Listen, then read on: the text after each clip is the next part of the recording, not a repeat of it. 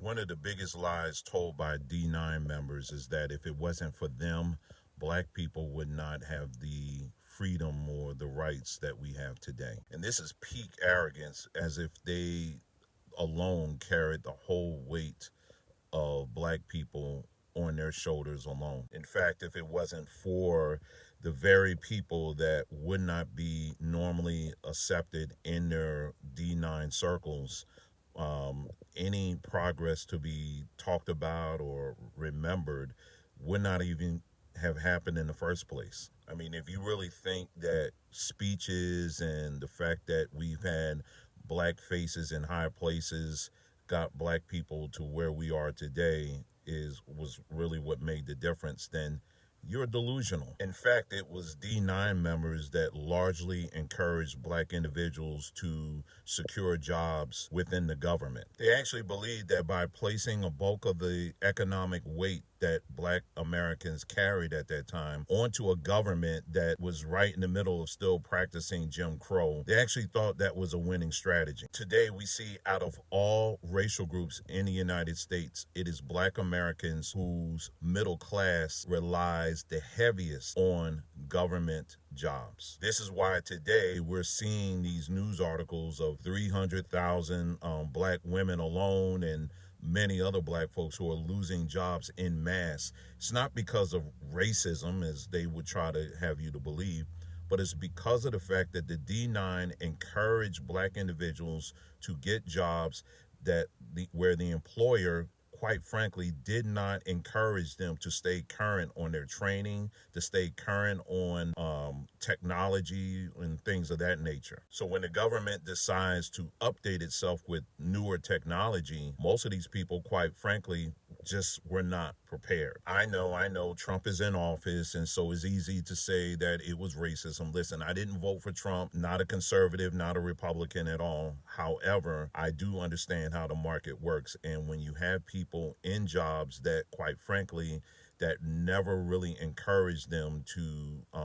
update their resumes, to update their skill sets with modern training, I mean, it just plays itself out. This was the strategy largely pushed by D9 members. And shall we also talk about how many of these D9 members are actually representatives of some of the largest cities here in the United States? You know, those same cities that many black individuals, if they are able to do so, are moving away from. They're actually fleeing from because of the constant corruption, because of the high crime rate, and many other things that are going on that they promised that if they get into power, that they were going to change. But instead, we allow them to scapegoat any other outside forces like Trump, like the Republicans, as if they control every aspect of our lives. But the truth of the matter is, these are supposedly our spaces that we are supposed to control, but yet they seemingly can't figure out a way to do that. So they tell you to blame the other guy. That has been their strategy for years and years and years. And quite frankly, black folks like me are just simply getting tired of it. Even Martin Luther King, who was also a D9 member, said himself that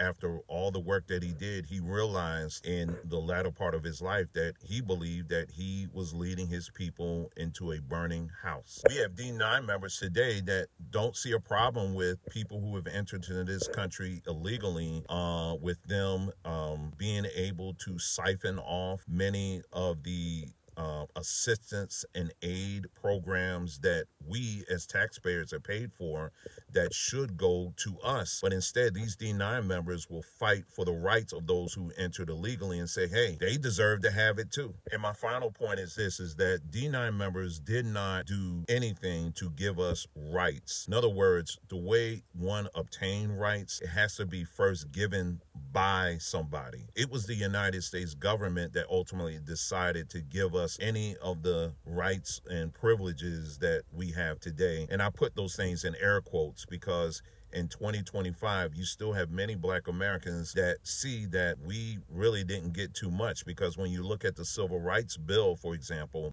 you will see that the word black isn't even mentioned. The people who are benefiting the most off of that bill are everybody but black folks, LGBT, white women, people who've entered to this country illegally. Those are the people that benefit the most from it. Meanwhile, D9 members will ignore that fact. So no, as D9 members, you did not give us our rights or our privileges. That belongs to the United States government, who always have their ulterior motives as to why they give out what they give out. You was just a pawn in the game, in a suit, with your D9 pen, a brand on your behind, and got beat up, and you by your own brothers and sisters to be accepted, and you're proud of that, and you think that we're supposed to be proud that you did all of that for us. That's called delusion.